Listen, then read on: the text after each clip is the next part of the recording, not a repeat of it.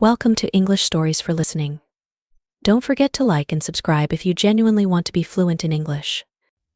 My name is James, and I want to tell you a story. There was a time when I understood English but could not speak it. It was like knowing how to swim but being afraid of water. I felt stuck. My friends like Michael, Olivia, and Daniel spoke so easily, and I admired them. But I felt shy and scared to make mistakes. One day I met a girl named Ava. She was kind and friendly. We met at a park and I wanted to talk to her, but words did not come out. She smiled at me, and I just stood there, trying hard to find words. I felt embarrassed. I thought she would laugh, but she said, "It's okay.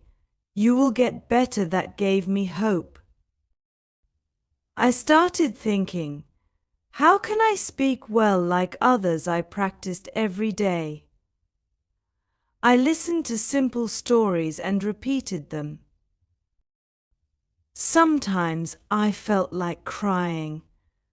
I thought, why is it so hard? My friend William told me it's okay to make mistakes. Keep talking, he made me repeat, and slowly I got better. One day I spoke to Ava again, and this time words came out slowly but clearly. She smiled and said, "You did it." That moment made me happy. Speaking English helped me in many ways. It made me confident, and I felt better about myself. I could make new friends and share my thoughts. My friend Emma told me, "James, your English is getting better." These little words felt like big achievements. My friend Paul had the same problem. He told me he understood everything but couldn't speak. I shared my story with him. I told him to read books and talk to himself in English. He laughed at first but tried it. He told stories to himself and slowly got better. He once came to me and said, "James, I can do it now." We both laughed and felt proud. It is important to stay patient and calm. It takes time, and it's okay. My friend Charlotte had tears in her eyes because she thought she could never learn. But I told her, "Don't worry, just practice daily," and she did. One day she stood up in class and introduced herself in English. We all clapped and she cried, but these were tears of joy. To speak better, practice is key. Listen to others and don't be shy. When you feel scared, remember the people who helped you. Believe in yourself, even when you fail. Sometimes you may feel sad or alone, but remember, many are on this journey with you. Friends, improving your personality is also about feeling good inside. When you speak well, you can express your feelings. You can share your thoughts and listen to others. This helps you become a better friend, a better person. My friend Thomas once said to me, "James, your confidence shines now." Learning English is not just about words. It is about connection. It is about sharing stories, expressing love, and understanding others. When you speak English, you open a door to a bigger world. Keep going, friends. Don't stop. Speak, listen, and try every day. And if you feel lost or shy, remember my story and keep moving forward. One day I met my friend George at a small cafe. George was very good at English, and he told me, "James, confidence comes when you believe in yourself." I asked him, "But how?" "I get so nervous," he smiled and said, "You don't have to be perfect. Just start with small steps." George told me to speak about things I love, like my hobbies, my favorite movies, or my friends. He said, "When you talk about what you like, words come out naturally." I remember trying this at home. I stood in front of a mirror and said, "Hi, I'm James and I like reading books." I felt silly, but I continued. I spoke about my favorite book, my best friend, and my dreams. Slowly I felt more comfortable. George was right, small steps matter. One day I saw my friend Sophia crying. She felt so bad because her classmates laughed at her English. She said, "James, I'm not smart enough." I felt her pain because I knew that feeling. I told her my story and how I made mistakes but kept trying. I told her it's not about being perfect, it's about being brave. She wiped her tears and nodded. It made me feel proud to help someone who felt like me. Friends, never laugh at others who are trying. If someone like Sophia makes a mistake, encourage them. Words can hurt, but they can also heal. My friend Amelia once told me, "You can be a hero by helping others." I always remembered that. There was a time when I faced a big challenge. I had to give a speech in class. My teacher, Mr. Donald, looked at me and said, "James, you can do it." My heart was beating fast. I took a deep breath and began. I made mistakes, stumbled on words, but kept going. When I finished, everyone clapped. Mr. Donald smiled and said, "You did great." I was so happy. And that day taught me that fear only holds you back if you let it. Friends, when you want to improve your English, start with small goals. Set a goal to learn 5 new words every day. Use those words in sentences. Speak to yourself or with a friend. Practice in front of a mirror. These small habits make a big difference. My friend Benjamin told me he writes a short diary in English every night. He writes about his day, and it helps him practice. I tried it too and found it really helpful.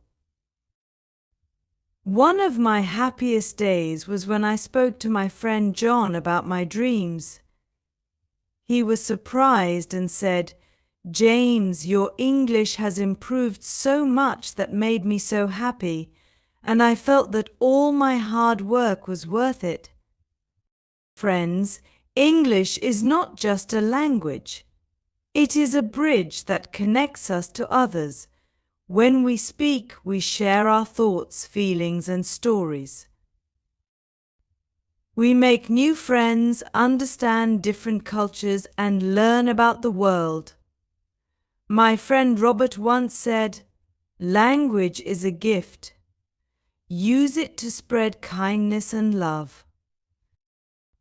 So, if you understand English but can't speak it well, remember my story. Practice every day, stay confident, and don't be afraid of mistakes. Speak about things you love, write about your day, and help others who feel the same. Believe in yourself, and don't give up. One day I met a boy named Charles at the library. He was sitting alone, looking at an English book, and seemed lost. I sat beside him and said, "Hi, I'm James." He looked up, shy and nervous. "I want to speak English, but I can't," he whispered. I smiled and told him, "You can. You just need to take small steps." Charles reminded me of myself when I started. I told him to pick simple stories and read them aloud. He hesitated but gave it a try.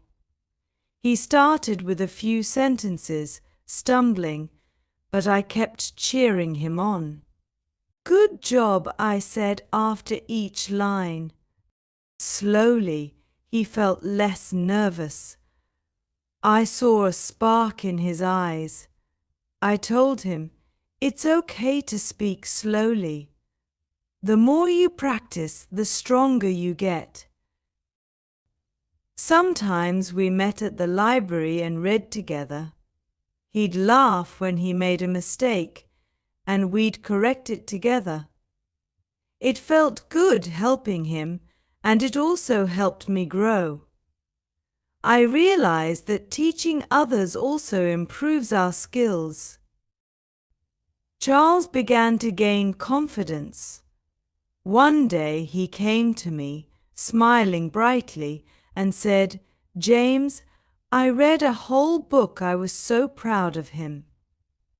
Friends, never forget how powerful encouragement is.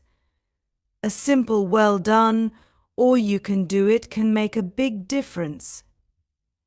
It made me think of the day when I had felt very low. I was alone in my room, trying to watch an English video. I couldn't understand everything, and I felt like quitting. But I remembered what Ava once said to me, "It's okay to struggle. Keep moving." I started to watch videos with subtitles, and slowly things became clearer. I would repeat what the speakers said, trying to match their accent and tone. Sometimes I got tired, but I kept going. My friend Frank once told me, "Hard work always pays off." He was right.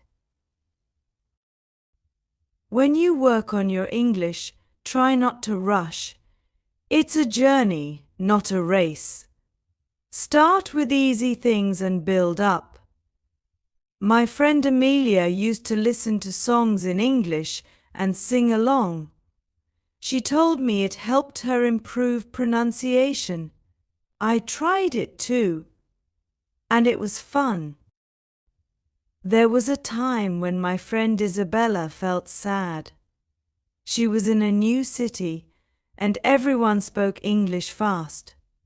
She felt lost and alone. She called me, and I listened to her cry. I told her, "Isabella, don't worry. You are strong." Take it one day at a time. I shared my own struggles and how I felt the same way before. It made her feel better, and she slowly gained confidence. Friends, remember, when we help others, we also grow. Every person's journey is different, but kindness connects us all.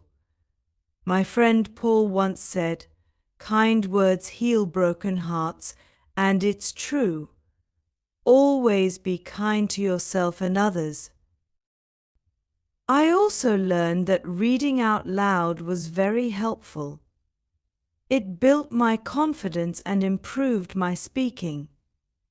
Sometimes I read my favorite book to my little sister. She didn't understand everything, but she enjoyed listening, and it made me feel more comfortable speaking English. One day, my teacher, Mrs. Charlotte, asked me to help a new student named Mia. Mia was from another country and didn't speak English well. She felt lonely and shy. I remembered how scared I used to be and decided to help her. I introduced myself slowly and used simple words. She smiled and tried to respond. It was hard for her, but she kept trying. We became friends, and I was happy to help someone the way others had helped me. As I helped Mia, I felt more confident in my English. Teaching her made me realize how far I had come. Friends, when you help someone, you not only help them but also yourself. My friend Arthur once said, "A good heart makes a strong person." Over time, Mia got better at speaking. She joined our group, and we all supported each other. We shared our struggles and victories. It felt like a big family, all working together to learn and grow. It made me realize that language is not just about words, it's about connection, understanding, and friendship. So, friends, if you ever feel like you understand but can't speak, remember these stories. Remember the people who believed in me and in others. Take small steps, be patient, and never stop trying. If you see someone struggling, lend a hand, and it will come back to you.